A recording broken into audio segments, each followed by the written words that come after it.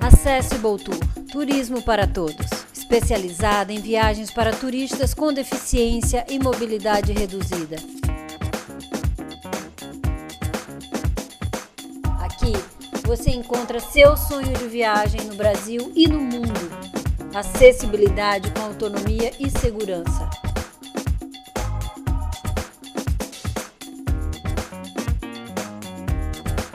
Accessible Tour, para você que não tem limites.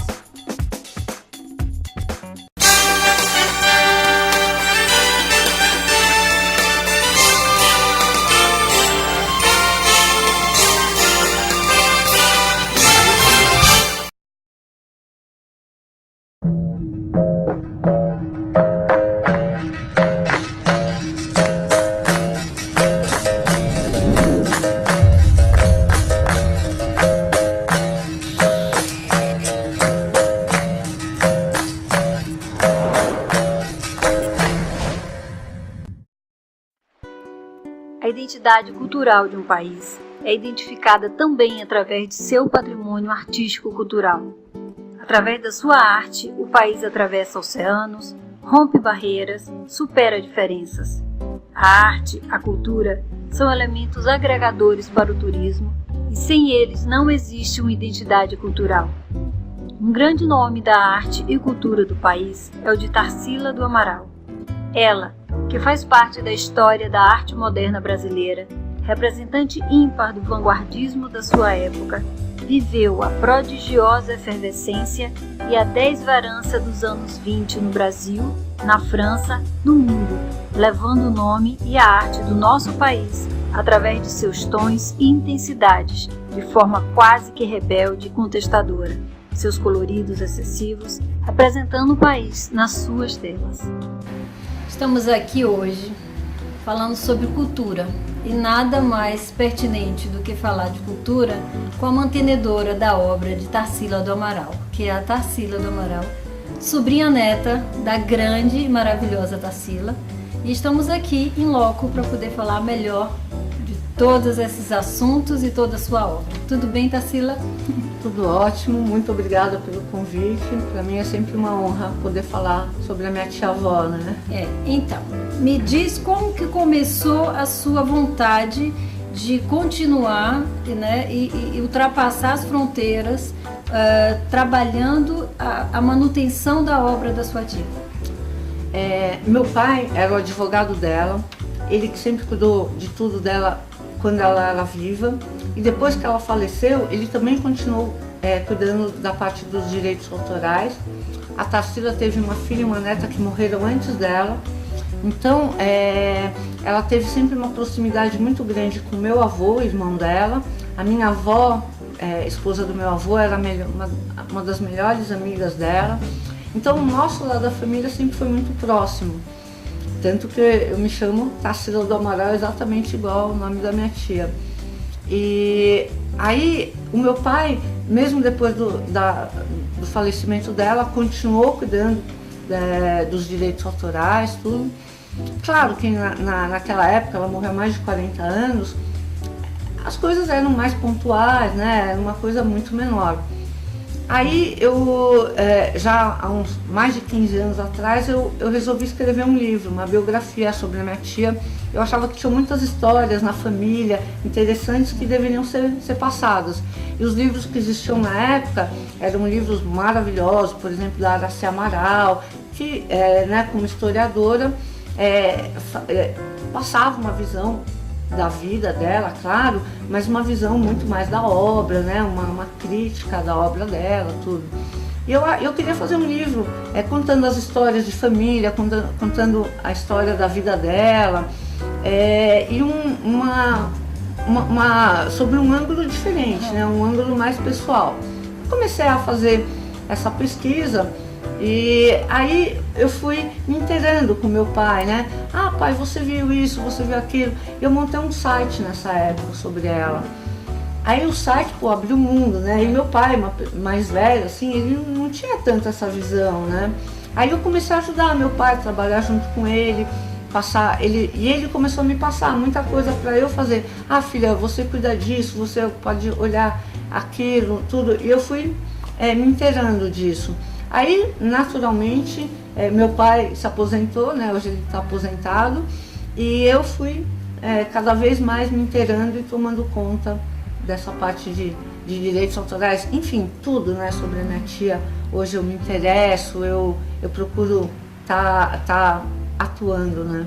Tarsila, como que é administrar essa grande obra verde e amarela, que é do patrimônio nacional, que é a Tarsila do Amaral, aqui e fora do país? Olha, é muita responsabilidade, porque realmente a minha tia aqui no Brasil é um dos maiores nomes da arte brasileira. Eu tenho muito orgulho também disso, claro, e realmente a responsabilidade é muito grande. Como eu te falei, nós temos o site, eu tenho pedidos do mundo inteiro de autorização para as mais diversas coisas, um livro, uma tese de doutorado, uma capa de CD, enfim, eu tenho diversos pedidos de tudo. Então o site também acaba sendo um instrumento muito importante e muito poderoso, né, de divulgação. E cada coisa que eu faço eu procuro ter o maior cuidado. Até num livro didático eu peço para ver como essa imagem vai ser inserida, eu que passo os créditos de tudo, eu cuido pessoalmente de cada detalhe. Uma imagem não pode ser cortada, sabe? Não pode alterar a grande obra dela.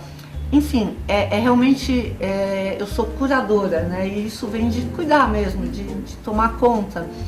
E cada detalhe passa por mim. E cada vez os projetos são maiores, né? Nós estamos fazendo uma grande exposição fora do Brasil em 2017, vamos lançar um filme também, um filme internacional sobre ela. Então as coisas vão tomando realmente uma proporção cada vez maior, né? Tarsila, fala pra gente como que é esse trabalho seu no terceiro setor junto à obra da Tarsila do Amaral. Olha, eu tenho um carinho especial por esse trabalho, né, de cunho mais social. Eu acho que é até um dever meu, representando a família, poder divulgar a Tarsila em todos os níveis sociais. Então, eu procuro fazer muitos projetos, já fiz vários projetos com Lei Rouanet, podendo distribuir livros, fiz já peças de teatro, dou palestras. E através do site também, eu sempre procuro dar apoio para professores, para as escolas. Eu às vezes, quando posso, claro, mando algum material que possa ajudar, que possa servir também. Eu adoro, eu que respondo cada e-mail que chega, dou atenção para os alunos, para os professores também. E claro, é uma coisa que acho que tem infinitas possibilidades. E eu gostaria muito de estar cada vez mais podendo atender um público maior, né? Tem projetos para fazer até coisas na televisão, tudo que tem dela, que a gente vê que tem um cunho social, a gente procura autorizar de graça, sabe? Para tá sempre podendo expandir esse trabalho social, que eu acho também fundamental. E ela tem uma ligação muito forte com as crianças adoram a obra da Tarsila. Então, nas escolas, a maioria das crianças estudam ela desde pequeno. Então, ainda tem, além de tudo, tem essa ligação forte com esse universo infantil, com esse universo dos estudantes. Tarsila, nós sabemos que no Brasil nem todos os mantenedores das obras têm tanta facilidade e vontade para poder divulgar, né, como você faz. Então fala pra gente como que é a história do filme que está sendo preparado da vida da Tarsila do Amaral, que vai, logicamente, ultrapassar as fronteiras do Brasil e levar a nossa cultura, o nosso patrimônio cultural brasileiro, que é a Tarsila, para outras praias, para outras fronteiras. Bom, primeiro o começo da sua colocação, eu tenho que dizer mesmo que o meu papel se torna muito mais fácil pelo nome que a minha tia fez, pela obra dela. Então, cada vez que eu vou propor um projeto, pode ser até de licenciamento, um filme, uma exposição, falar no nome dela tem outro peso. e realmente a minha facilidade para poder penetrar, né, nesse universo acaba sendo muito facilitado pela própria obra dela, pelo próprio peso que ela tem na arte brasileira. Então nós estamos agora trabalhando num filme, vai ser um filme internacional. Eu também estou, puxa vida, muito orgulhosa desse interesse que a gente vê que o mundo hoje tem na Tarsila do Amaral, na arte brasileira e no Brasil, né? Isso tudo acho que faz parte de um pacote para eu poder ter tido essa oportunidade muito importante para fazer esse filme. Claro, ainda estamos no começo, ainda estamos na fase de pesquisa, ainda demora vai demorar para ser lançado, mas já estamos trabalhando, eu acho que vai sair com certeza. E eu acho que vai ser uma oportunidade também de estar mostrando a minha tia, a arte brasileira e mostrando o Brasil também para o mundo, né? De uma maneira, claro, eu vou estar cuidando de tudo, eu acho que eu tenho que estar sempre por trás do nome dela, cuidando de tudo isso. Mas é óbvio, deixar a obra acontecer, né? Deixar as pessoas que a gente está fazendo, é um grande produtor, ele já ganhou o Oscar e a gente está podendo fazer um trabalho com pessoas de alto nível que eu tenho certeza que vão fazer o melhor possível para esse filme acontecer. Tarsila, com seu olhar, diz pra gente quem foi a Tarsila do Amaral. Bom, eu conheci a minha tia, nossa, uma pessoa fantástica, muito querida na minha família, muito generosa, uma pessoa assim com grandes predicados. E depois, quando eu fui escrever o livro, aí foi mais bonito ainda ter acesso à mulher que ela foi. Ela foi uma mulher como poucas, foi uma mulher muito à frente do seu tempo. Ela casou-se 3 vezes, teve outros relacionamentos também, outros namoros, o que era muito difícil na época, muito improvável, né, na época que ela viveu. Ela nasceu em 1886, morreu em 1973, viveu 86 anos e muito bem vividos, né? Casou-se com Oswald de Andrade, que foi para mim a parceria artística para o Brasil mais fantástica. Aí que ela dá de presente para ele, ela queria dar um presente para ele que impressionasse, ela pintou a Bapuru. Enfim, a minha tia teve uma vida maravilhosa, morou em Paris nos anos 20, fez diversas viagens pelo mundo, expôs em Moscou também, na época, em 1931. A vida dela realmente foi muito bonita e ela sempre uma pessoa muito corajosa. Ela teve que ter realmente coragem para poder fazer. Eu digo que ela primeiro teve que ter coragem para pintar naquela época a Negra, o Abapuru, obras tão fortes, com uma técnica tão diferente do que era utilizado na época. Imagina, na época a música era clássica, a arte acadêmica, a poesia era toda rimada, né, parnasiana, enfim. Esse começo do século XX aqui no Brasil, a sociedade era muito quadrada. Sim. E ela vem para ser uma pessoa moderna, tanto na arte quanto na vida dela.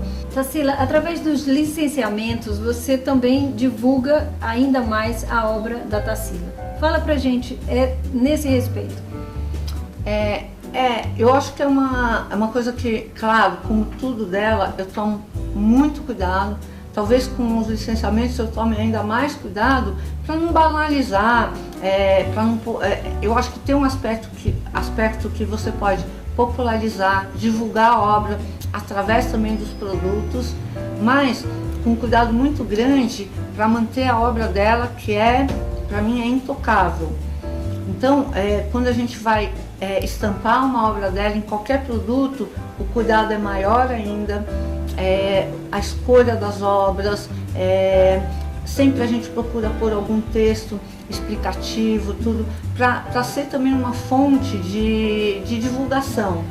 E é bacana, porque acaba atingindo um público maior e sempre com esse aspecto de informar, a gente acaba também podendo fazer produtos muito bonitos, com muita qualidade, isso é muito importante para mim, e acabar também divulgando de uma certa maneira. Então, a Tarsila foi uma pessoa que sofreu rejeição na própria família. Ela casou-se com o Oswald de Andrade, que na época era um playboy, sabe? Uma pessoa, assim, com uma história de vida já muito difícil para aquela época, né? Para uma pessoa de uma família tradicional, como a minha tia, pensar em casar com ele. Ela se separou do primeiro marido, que também não era nada convencional na época. O terceiro marido dela, o Luiz Martins, era 21 anos mais jovem que ela. Hoje em dia até isso está um pouco na moda, mas naquela época ela tinha 47 anos quando começou a se relacionar com o Luiz Martins. Ele tinha 26 e foi também outro escândalo. E foi com quem ela acabou ficando mais tempo, ela ficou perto de 18 anos com ele. E, enfim, ela foi uma pessoa muito avançada, né? E a obra dela, imagina, eu costumo dizer que ela precisava ter muita coragem também para pintar uma obra como A Negra em 1923, o Abapuru em 1928. Enfim, tudo que ela fez ia muito contra ao que era estipulado na época. A arte era acadêmica, a música clássica, a poesia parnasiana, enfim, os modernistas todos, né, que quiseram trabalhar esse aspecto. E ela foi mesmo uma musa inspiradora do movimento modernista no Brasil. Eu tenho também muito orgulho, né, dela ter tido essa coragem de mudar a arte brasileira e ter sido uma mulher também muito avançada para a época. Então, foi bacana. Quando eu comecei a escrever o livro, eu fui me aproximando desse mito, né, dessa pessoa generosa, linda, era uma mulher que se vestia com os melhores costureiros de Paris, ela era muito bonita, tinha uma presença marcante, enfim, ela viveu coisas maravilhosas que eu fui, com essa pesquisa, eu me aproximei muito dela como mulher, como ser humano, e fora a imagem que eu tenho dela como minha tia, aquela pessoa que ela me adorava, claro, por eu ter o mesmo nome, né? Ela já tinha perdido a neta, depois perdeu a filha dela. Então, eu era mesmo, acho que a queridinha dela, né? A gente tinha já tinha uma relação especial, mesmo quando eu era muito pequena. E eu tinha essa imagem dela sempre muito arrumada. A gente ia na casa dela, meus primos, meus irmãos, a gente chegava lá, ela só deixava a gente entrar no quarto quando ela já estivesse totalmente pronta, arrumada, muito vaidosa. E eu tive a chance, o privilégio de poder ter visto as grandes obras ainda na casa dela, né? Depois foram vendidas algumas, foram para museus, né? Então é uma mulher assim muito especial mesmo, um orgulho do nosso país. Bom, e aqui é uma prova viva de que é possível sim transformar a cultura num grande elemento para um turismo, divulgando também a sua obra, a sua nacionalidade, através assim de um trabalho bacana, onde ultrapassa as fronteiras e leva o nome do Brasil também a ser conhecido, não só aqui, mas em outras praias. Muito obrigada, Tarsila, por nos receber aqui em tarde de Trade Tour. Parabéns pelo seu empenho, né, em divulgar essa obra maravilhosa, e continue assim, porque o Brasil com certeza te agradece. Muito obrigada pela oportunidade de estar aqui divulgando a obra da minha tia-avó, e foi um prazer enorme recebê-los aqui na minha casa.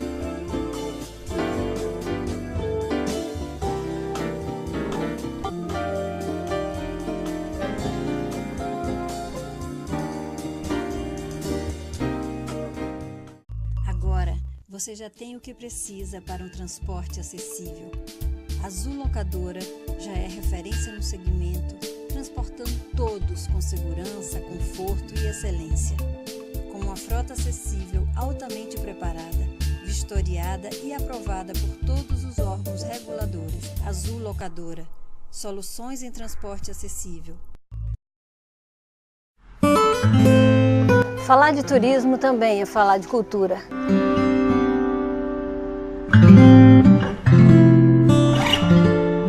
Eu estou aqui com a Ivone R, num super ateliê maravilhoso dela, cheio de cores, para falar pra gente como que é essa história de gaúcha que virou buziana. E essa história é complicada, porque na verdade, desde os 9 anos eu faço arte. A primeira exposição minha eu tinha 9 anos, na garagem da minha casa. Aí meu pai era milico, a gente viajava muito. Bom, acabou os 8, 9 anos, acabamos indo para o Rio. Ficamos no Rio até eu ter 15 anos, de 15 anos em diante em Minas Gerais, em Juiz de Fora. Aí lá eu me formei, eu fiz Ciências Econômicas, me casei, vim morar em Minas Gerais, em Furnas. Olha só, fiquei 15 anos casada, me separei, fui morar no Rio de Janeiro, no centro, em Ipanema, e aí comecei a fabricar sapato, fabriquei sapato até 91.